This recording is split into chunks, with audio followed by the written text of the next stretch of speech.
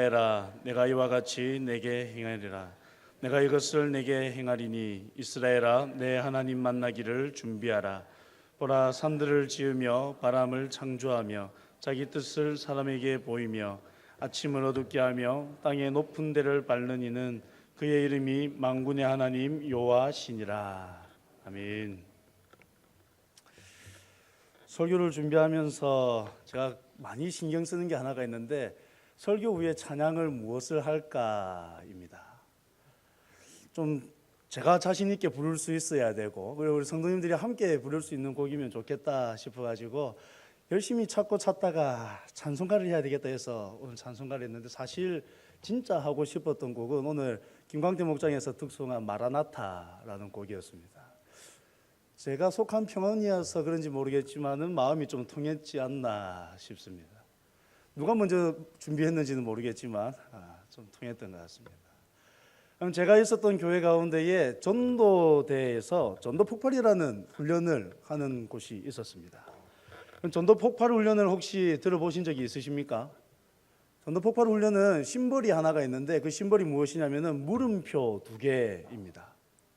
그 물음표 2개가 뭐냐면 두 가지 진단 질문이라고 하는 것인데 여러분들도 한번 들으시고 속으로 한번 대답을 해보십시오. 첫 번째 질문이 이렇습니다. 선생님, 만일 오늘 밤이라도 이 세상을 떠나신다면 천국에 들어가 영생을 누릴 것을 확신하십니까? 속으로 하시면 됩니다. 두 번째 질문입니다. 두 번째 질문은 어떻게 되냐면은 선생님, 만일 천국 문 앞에 섰을 때 그때 하나님께서 선생님에게 내가 너를 나의 천국에 들어오게 해야 할 이유가 무엇이겠느냐고 물으신다면 어떻게 대답하시겠습니까? 속으로 대답을 다 하셨습니까? 아마도 첫 번째 대답에는 자신 있게 네라고 아멘이라고 대답하신 분들이 들어 있으실 것입니다. 근데 여러분 두 번째 질문을 들으실 때는 어떠셨습니까? 만약에 하나님께서 천국 문 앞에 서서 내가 너를 나의 천국에 들어오게 해야 할 이유가 무엇이냐라고 물으신다면 여러분 어떻게 대답하시겠습니까?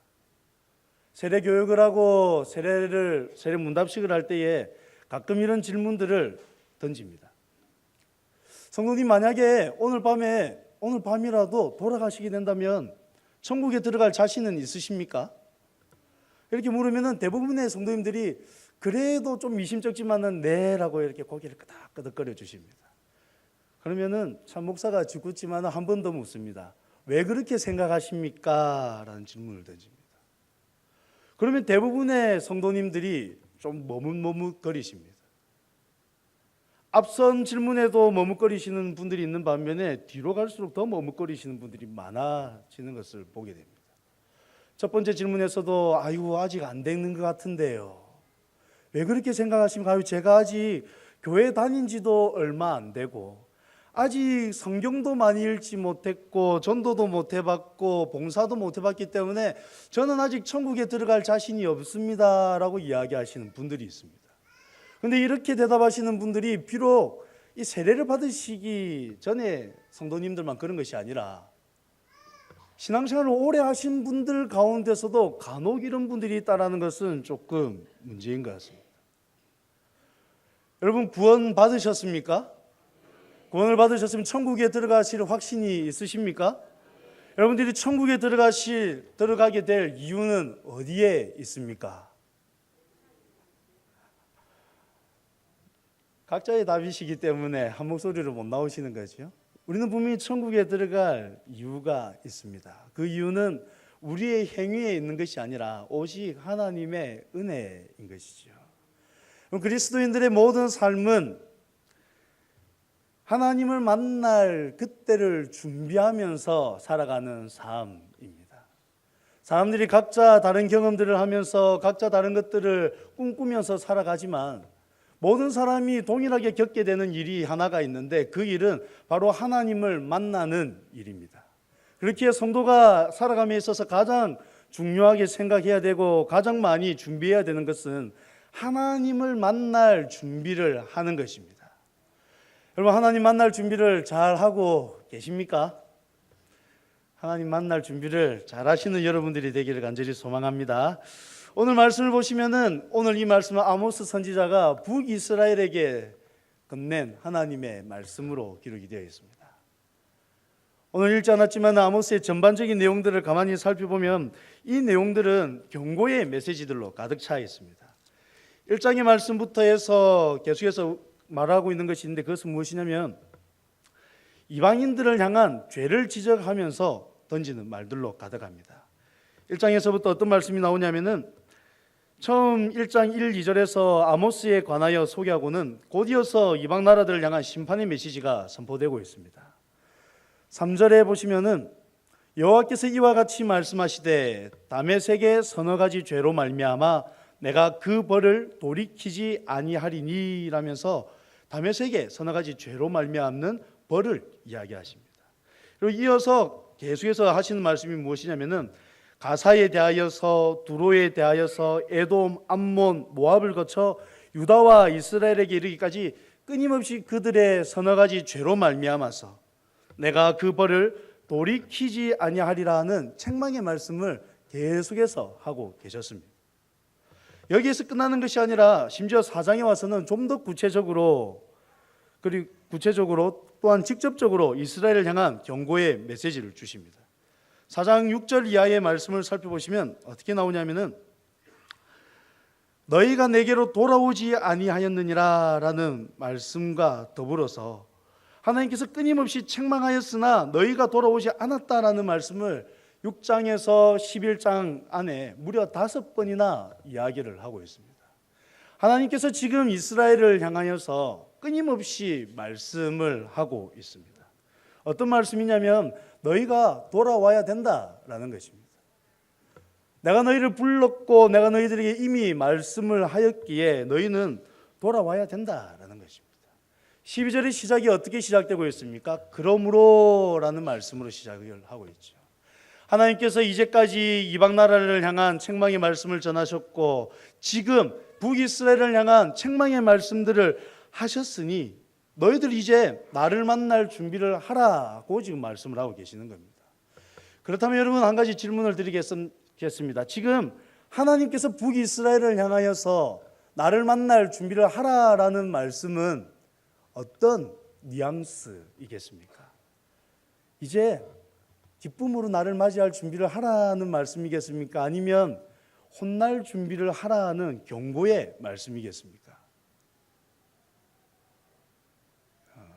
이렇게 준비되지 않았던 질문을 하면은 대답하시기가 곤란하시지요?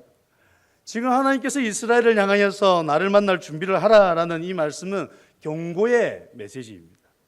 앞섰던 이방 나라의 죄에 대해서 이야기하셨고 지금 이스라엘이 행하였던 그 죄에 대하여서 책망하시면서 너희가 내게로 돌아오지 아니하였다라는 것을 끊임없이 말씀하신 이후에 너희는 나를 만날 준비를 하라라는 이 말씀은 이제 내가 너희들을 책망하시겠다라는 그 말씀은 그 의미를 내포하고 있는 것이죠. 그럼 하나님께서는 지금 북이스라엘을 향하여서 경고의 메시지를 전달하고 계십니다. 너희들 나를 만날 준비를 하라. 이 말씀은 내가 너희를 반드시 혼내겠다라는 경고의 말씀을 하고 있는 것이죠. 지금 하나님께서는 끊임없이 북이스라엘을 향하여서 경고하셨습니다. 내가 너희를 책망하겠다. 너희가 내게로 돌아와야 되는데 너희가 내게로 돌아오지 아니하였다라면서 끊임없이 경고의 메시지를 던져주고 계셨던 것입니다. 여기 운전하시는 분들이 많이 계시지요. 운전하시다가 보면은 간혹 깜빡해서 기름을 넣지 않는 때가 있습니다. 기름을 오랫동안 넣지 아니하고 운전하고 다니시다 보면 차량 계기판에 불이 하나 탁 들어오지요. 주유 경고등 불이 들어옵니다. 보통 주유 경고등에 불이 들어오면 한 50km 정도 달릴 수 있다라고 이야기를 하는데 그 경고등이 탁 들어오는 순간 마음에 부담감이 들기 시작하죠. 빨리 기름 넣어야 되겠다라는 마음에 조급함이 생깁니다. 근데 좀 태어나신 분들이 계십니다. 그분들은 어떻게 행동하냐면은 주유 경고등이 들어오고도 그래 한 50km 갈 수 있으니까 버틸 때까지 버텨보자라고 하면서 이렇게 운전하면서 다니시는 분들이 있습니다. 계속해서 주유 경고등에 불이 싹 들어와 있는데 그것을 무시하고 다니면은 결국 어떻게 됩니까? 차가 서게 됩니다. 기름차들은 그래도 요즘 주유소들이 많으니까 뭐 주유 경고등 들어와도 긴장하시는 분들이 그렇게 많지 않은 것 같습니다. 게다가 보험회사 전화하면은 얼마든지 와서 기름을 좀 보충해 주니까 괜찮은 것 같습니다. 근데 제 차는 가스차입니다. 가스차에 주유 경고등에 불이 들어오면 얼마나 마음이 더 이렇게 압박이 되는지 모르시지요. 여러분들도 운전하시면서 다녀보시면 주유소는 많이 보시지만은 가스 충전소는 그렇게 많이 보지 못하실 겁니다. 고속도로 휴게소도 가보시면은 휴게소마다 가스 충전소가 있는 게 아니라 없는 데들이 간혹 있습니다. 가끔 가다 제가 마음이 급해가지고 가스를 충전시키지 못하고 고속도로를 올라가게 되면은 간혹 가다가 이 주유 경고등 불이 딱 들어올 때들이 있습니다. 그때가 되면은 식은땀이 살살 나기 시작합니다.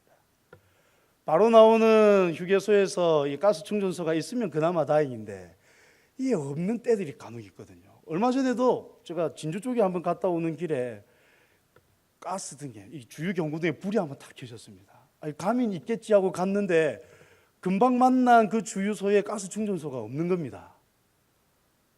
과연 그 다음 주유소까지 갈 수 있을까, 휴게소까지 갈 수 있을까 하는 마음에 진짜 식은땀이 줄줄 흘렀었습니다. 다행히 고속도로 한가운데 서는 일은 없었습니다. 근데 경고등을 무시하고 계속 가는 것은 참 어리석은 일이죠. 게다가 경고를 계속해서 무시하고 가면 결국에는 그 경고로 인하여서 좀 안타까운 일을 겪기 마련이기 때문에 이 경고를 무시하면서 간다는 것은 정말로 어리석은 일입니다. 운전하시는 분들이 많으니까 한 가지를 더 이야기를 하자면, 운전을 하시고 가다 보면은 좀 속도가 이렇게 규정 속도보다 올라가 있는 경우들이 있지 않습니까? 근데 그렇게 막 달리다 보면은 어느 순간 옆에 안내 표지판에 이런 거 뜨지요. 몇 킬로 전방에 단속 카메라가 있습니다. 이런 게 뜹니다. 그런 게 있고 내비게이션에서 속도 줄이세요. 깜빡깜빡깜빡 하면 그건 무시하고 끊임없이 속도를 내고 달리시는 분들 혹시 계십니까? 돈이 많으신 분들은 모르겠습니다만 대부분 그 경고를 보게 되면 속도를 줄이기 마련입니다. 왜냐하면 속도 안 줄이고 카메라를 지나가면 벌금을 받기 때문이죠. 그럼 하나님께서 지금 이스라엘을 향하여서 끊임없이 경고의 말씀을 하셨습니다. 이방 나라를 징계하는 모습을 통하여서 이야기하셨고, 직접적이고 적극적으로 이스라엘을 징계하시면서 너희들 나에게 돌아와야 된다라고 이야기를 하셨습니다. 그런데 이스라엘이 지금까지 어떻게 행동했냐면 하나님의 그 경고의 말씀들을 끊임없이 무시하면서 나왔던 것입니다. 그러니 하나님께서 지금 어떻게 말씀하시냐면 너희들 이제 나를 만날 준비를 하라라고 이야기하고 계시는 것입니다. 그럼 하나님께서 이제 만나면 이스라엘을 향하여서 분명히 책망하실 것입니다. 분명히 그들이 이제까지 지었던 그 죄들로 인하여서 책망하실 것입니다. 이제까지 말씀하시고 책망하면서 돌아오라라고 이야기한 것을 무시하였던 그 일에 대하여서 분명히 책망하실 것입니다. 그런데 여러분, 우리의 삶의 모습을 한번 이 말씀 앞에서 비교해 보면 좋겠습니다. 남의 일은 판단하고 남의 일은 생각하기에 참 좋습니다. 이스라엘의 모습을 보면서 여러분 안타깝지 않습니까? 하나님께서 그렇게 말씀하시고 그렇게 사인을 주셨는데 왜 돌이키지 않았을까 의문이 들고 그러지는 않습니까? 그런데 여러분, 우리의 삶은 어떻습니까? 여러분, 우리의 삶 가운데나 하나님의 이러한 경고의 말씀들 혹시 주어진 적 없습니까? 혹 우리의 삶 가운데나 하나님께서 이러한 경고의 사인을 주신 적은 없습니까? 만약에 없다라고 생각되신다면 여러분, 안심하셔야 될 것이 아니라 더 조심하셔야 됩니다. 왜냐하면 우리는 죄의 본성을 가지고 살아가기 때문입니다. 하나님께서 내가 거룩하니 너희도 거룩하라라고 말씀하셨지만 여러분, 우리는 이 땅을 살아가면서 완전히 거룩해질 수 없는 사람들입니다. 죄의 본성을 가지고 있기 때문에 우리는 가만히 머물러 있으면 끊임없이 죄를 향하여서 나아갈 뿐입니다. 마치 휠 밸런스가 맞지 아니하는 자동차를 운전하고 가는 것과 같이 가만히 핸들을 놓고 있으면 우리는 하나님의 말씀을 따라서 직진하는 것이 아니라 죄가 이끄는 곳으로 조금씩 기울어져서 갈 수밖에 없는 것이죠. 그렇게 만약에 우리의 삶 가운데에 오늘 이 북이스라엘을 향해서 주셨던 것과 같은 이러한 말씀의 경고, 이러한 사인들이 없었다고 한다면 여러분, 우리는 오히려 우리의 삶을 더 돌이켜 보아야 되는 것입니다. 성령 하나님께서 우리와 함께 하시지 않습니까? 성령 하나님이 우리와 함께 하시면서 우리로 하여금 더욱더 하나님께로 한 걸음씩 더 나아가도록 인도하고 계시지 않습니까? 근데 그럼에도 불구하고 우리가 경고의 말씀을 한마디도 듣지 못하였다면, 그럼에도 불구하고 우리가 경고의 사인을 단 한 번이라도 느끼지 못하였다면 여러분, 우리는 더욱더 하나님 앞에 바르게 서 있는지를 살펴보아야 되는 것입니다. 성도의 평안과 성도의 안식은 여러분, 하나님 안에 머물므로 말미암아 하나님의 은혜를 누림으로 말미암아 누리는 것이지, 하나님께서 주시는 경고의 메시지가 경험되지 않는다고 누리는 그러한 평안이 아님을 기억해야 되는 것입니다. 여러분, 이번 한 주간을 가만히 한번 생각해 보십시오. 이번 한 주간 말씀으로 말미암는 찔림이 혹시 있으셨습니까? 기도하시는 가운데에 성령 하나님께서 우리의 삶 가운데에 있는 죄를 발견하게 하는 그러한 일들이 있으셨습니까? 있어야 됩니다. 말씀을 들었는데 아무런 감동이 없더라. 말씀을 들었는데 그냥 마냥 좋더라. 기도하면서 하나님의 인도하심을 구했는데 그냥 좋더라. 이건 여러분 아닙니다. 우리가 완전히 거룩할 수 없기 때문에 그런 것이죠. 성도의 삶이 어떻습니까, 여러분? 지난주에 말씀도 우리가 잘 들으셨다시피 끊임없이 성장해가는 삶입니다. 단번에 주신 승리를 가지고 끊임없이 성장하면서 나아가는 것이 그리스도인의 삶의 모습인 것이죠.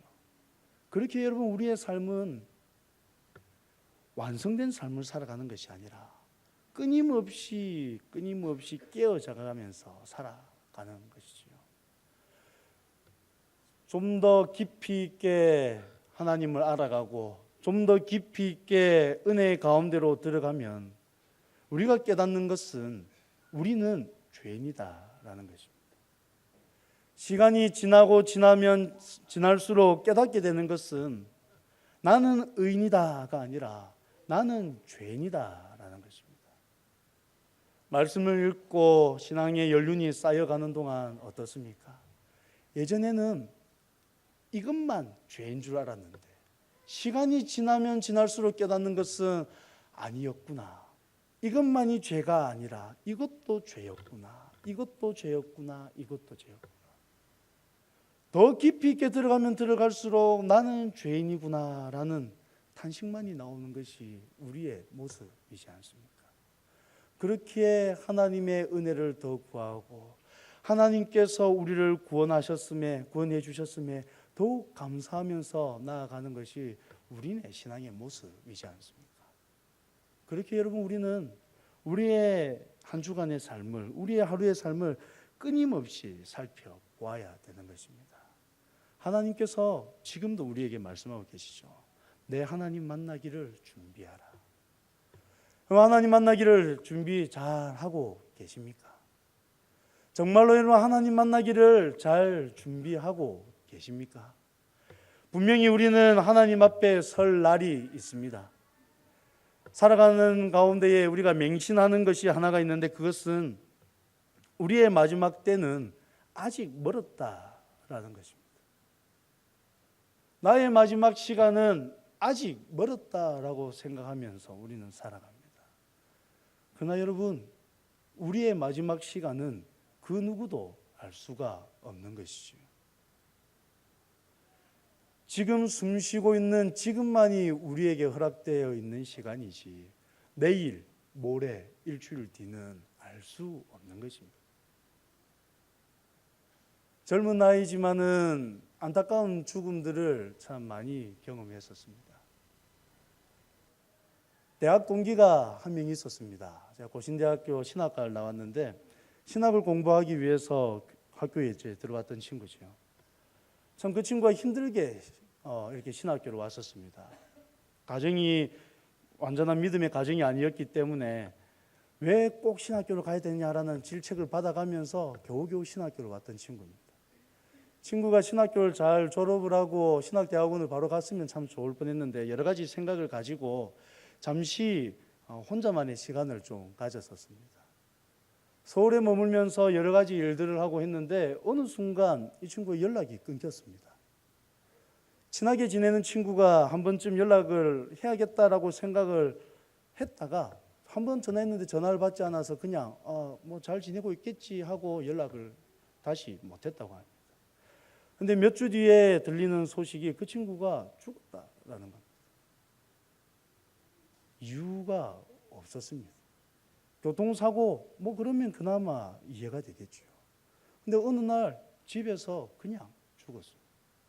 사인은 그냥 심장마비. 안타까운 것은 이 친구가 죽은 지 몇 주 뒤에 발견이 됐어요.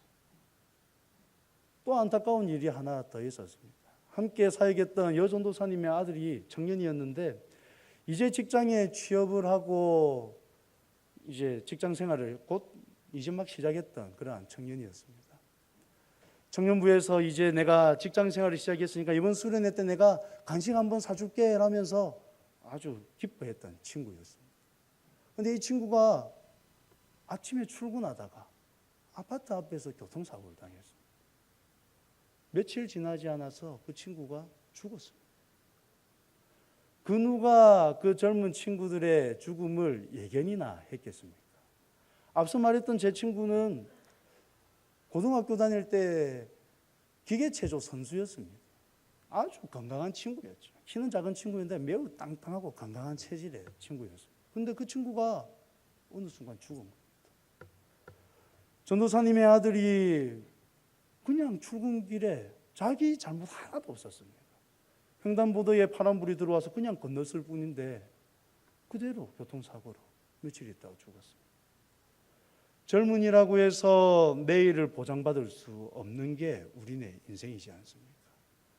그렇게 여러분 하나님 만나기를 준비하는 것은 늘 깨어 있으면서 준비해야 되는 것입니다.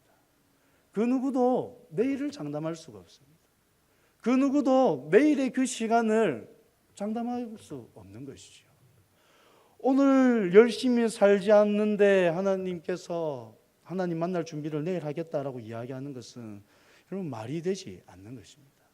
정말로 하나님을 바르게 인식하고 하나님 만날 날이 있다는 것을 인식하며 살아가는 성도라면 내일로 미루면서 살아가야 될 것이 아니라 지금 오늘 여기에서 하나님 만날 준비를 끊임없이 하면서 살아가야 되는 것이죠.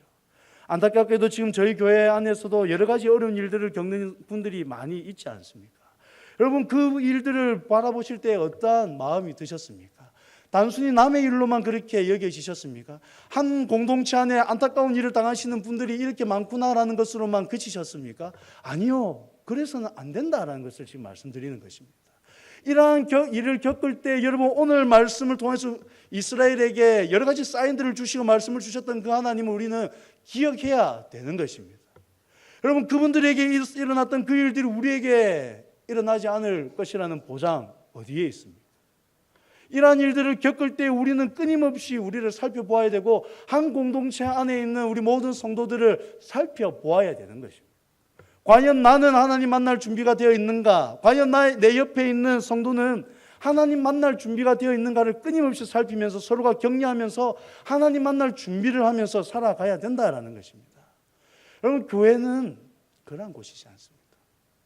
나 혼자 잘 먹고 잘 살고 나 혼자 하나님 앞에서 바르게 살아가는 그것이 아니라 함께 나아가는 것이 교회의 바른 모습이지 않습니까?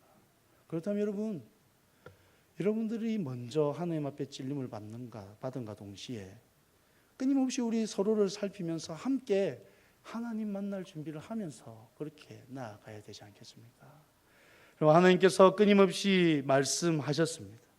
지금 하나님께서는 최종적으로 너희들 나를 만날 준비를 하라라고 경고의 말씀을 주고 계시지만 하나님께서 이제까지 계속해서 수차례 말씀해 오셨습니다. 그리고 이렇게 오늘 12절에서 경고의 말씀을 주심과 함께 13절 말씀에서 다시 한 번 더 하나님이 어떠한 분이신지를 이스라엘 백성들에게 이야기하고 계십니다.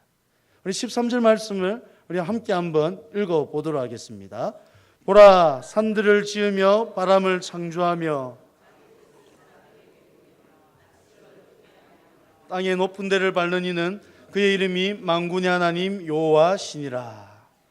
13절에서 하나님이 자신을 분명하게 나타내 보여주십니다. 어떻게 이야기합니까? 그의 이름이 만군의 하나님 여호와시다라고 이야기하고 있죠. 만군의 하나님 여호와라고 이야기하고 있습니다. 참 하나님, 참 신이다라는 것을 이야기하는 것이죠.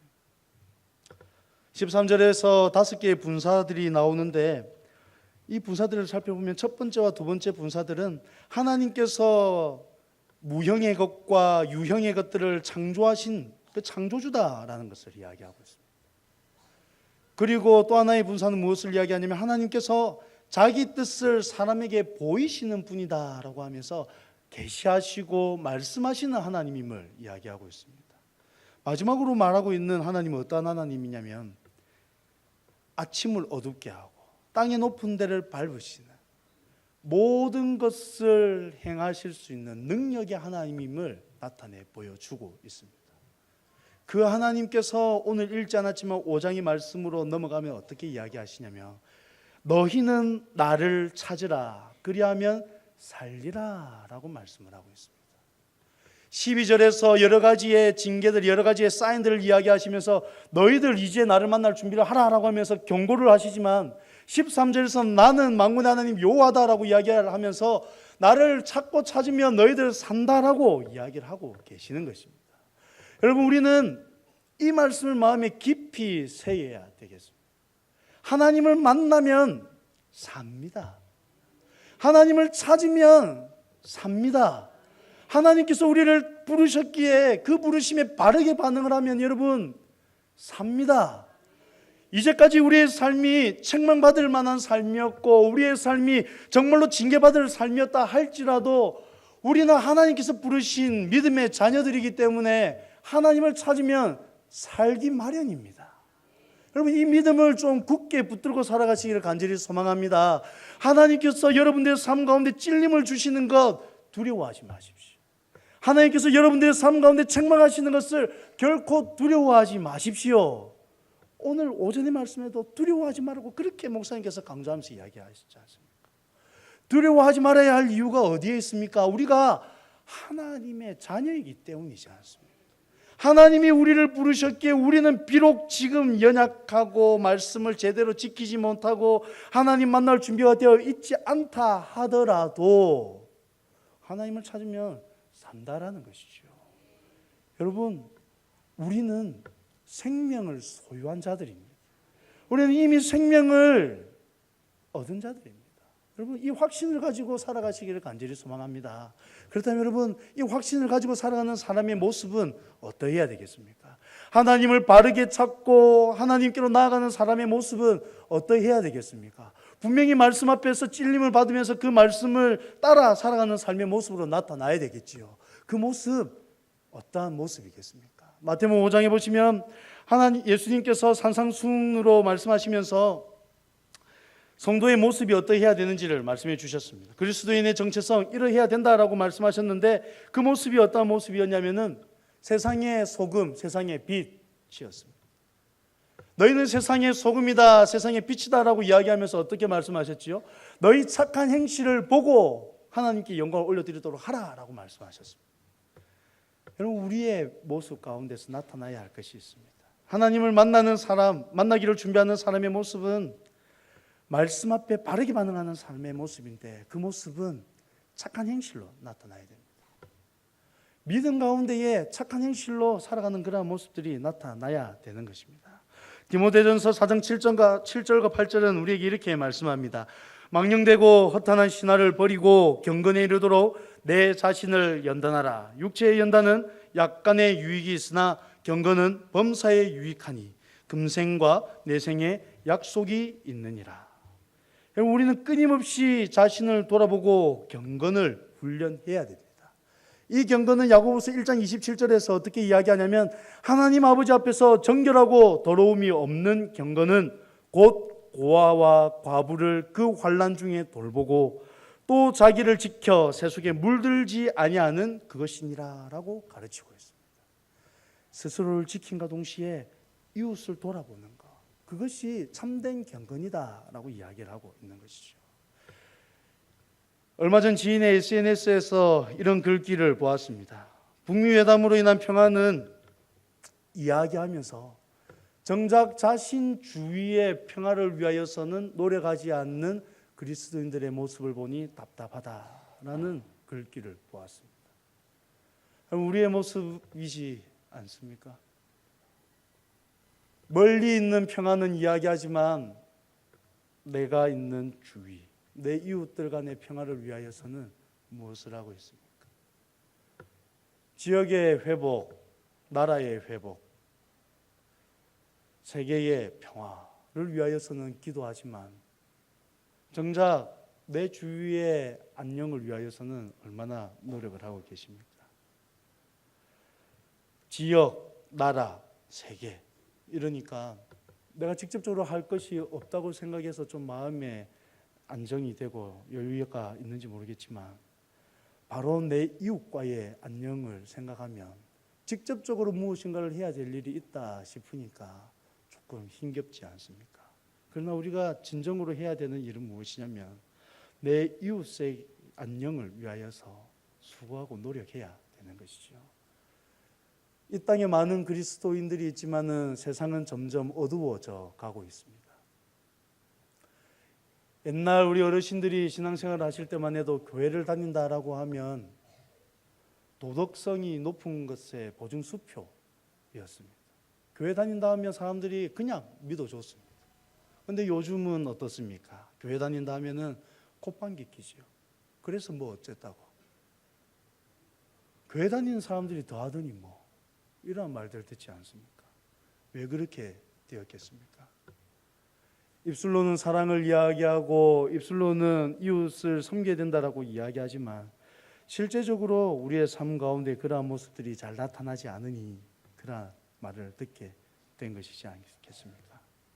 사랑하는 성도 여러분, 우리는 끊임없이 하나님 만날 준비를 하면서 살아가야 됩니다. 그 하나님 만날 준비는 매우 실제적인 모습으로 나타납니다.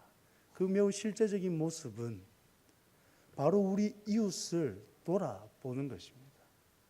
단순히 내가 교회에 머물러서 말씀을 읽고 함께 예배드리고 기도하는 것, 그것으로 끝나는 것이 아니라 착한 행실로 나타나야 되는 것입니다.